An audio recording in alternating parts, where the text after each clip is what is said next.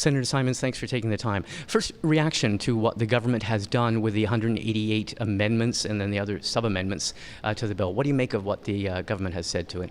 I think this is a really historic moment in the history of the Senate and in the history of bicameral democracy. Understand that today, the government said that it was willing to accept 62 of the Senate amendments verbatim and another 37 with some tweaks and sub-amendments. So that represents the acceptance of 99 amendments. And these are some of them very fundamental amendments that speak to what were real problems with the bill itself. And so I think this is a great day for the Senate. I think this is a great day for Canada.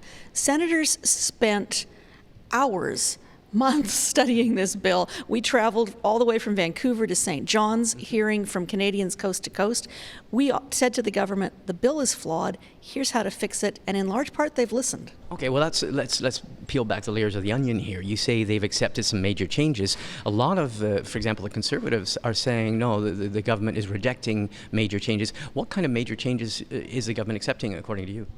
Well, this isn't according to me. This is according to what the government's accepted.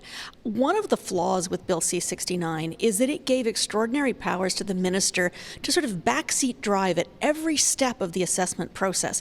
And that was something that was inherited in part from Stephen Harper's government, who introduced those changes in CA 2012.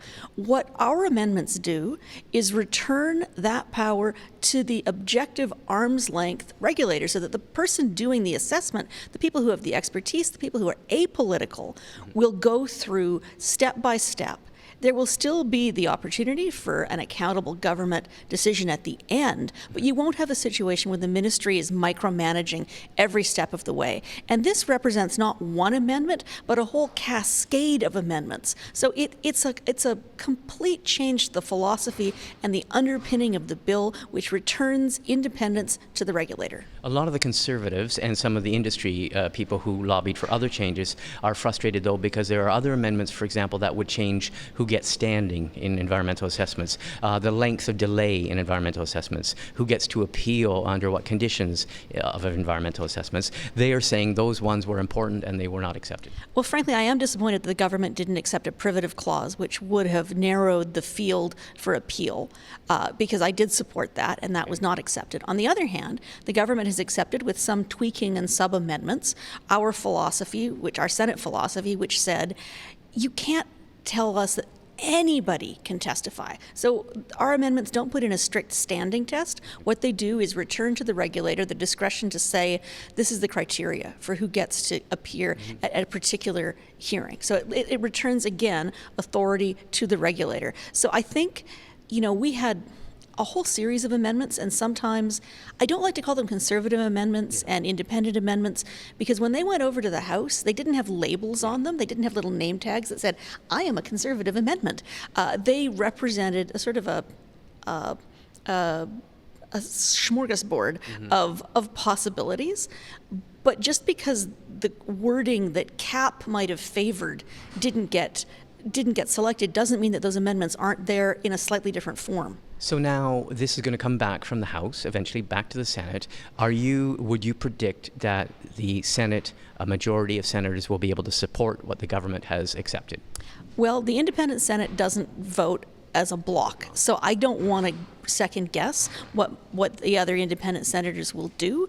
For me, as an Alberta senator, I needed to see enough movement on this bill so that I could come back to Alberta and say to the people I represent, we made this a better bill, we heard your concerns, and I, as an Albertan, fought like tigers to make this bill better. So from what I've seen, I will be able to vote for this bill, and I hope to encourage others of my Senate colleagues to do so, because the status quo is broken. If the status quo worked, we'd have pipelines, we'd have projects. What we need to do is return investor certainty and proponent certainty while simultaneously protecting the environment and upholding Indigenous rights. If senators, some of your colleagues, if senators maybe can't accept as significant enough the changes that the government's accepted, could they still be swayed by saying, well, in the end, we do have to defer to the elected House of Commons? I can't speak for the independent senators, no, and I certainly can't speak for the Conservative senators. I mean, I think Conservative senators, I think it would have been very hard for the government ever to have amended the bill sufficiently for the opposition to vote in favor, especially in the run-up to an election. So, the idea that there would be a perfect platonic version of this bill that every senator would accept was always going to be a pipe dream. But I think that I can stand before Canadians, and I can more importantly stand before Albertans and say, this is a significantly better bill. The government has really moved quite a distance. Is it going to be enough to make every industry advocate happy? It isn't. But I suspect that if I spoke to individual oil company presidents, I think a lot of them are a lot happier today than they were a month ago. Predictions, though, I will press you for a prediction. Do you think this will pass the Senate? I think this bill will pass the Senate. Then, I hate to make predictions. I have no crystal ball, but I think this bill will pass now. Okay, last question. Bill C-48, the tanker ban, it's still before the Senate. Any predictions on where that's going? What kind of amendments we might see? The talk is about having a corridor, amending that bill, which is near and dear to the government's heart, amending it to put in a corridor for tankers. Any thoughts on where do you think it's going? I think the important thing to think about is that I am not a marine cartographer. I do not have training in knowing where you ought to draw a corridor line. Where I don't know where the rocks are. I don't know where the whales are. What I am concerned about is that this bill slams the door in the face of Alberta, and that was why I opposed it in committee. I was a very independent senator. I was the person who kind of, derailed it at a certain point. So I'm working now with some of my colleagues in the Independent Senate group, and frankly with some of my colleagues in the Conservative caucus, to come up with amendments that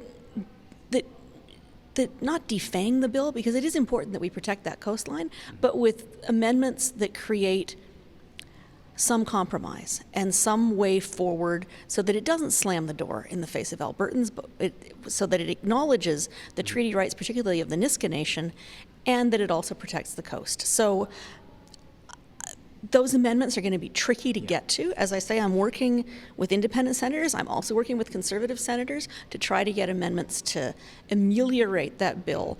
But it's going to take a lot to make that bill something that I can vote for. Okay, and we will watch that one with great interest as well. Thank you very much for speaking with us. It was my pleasure.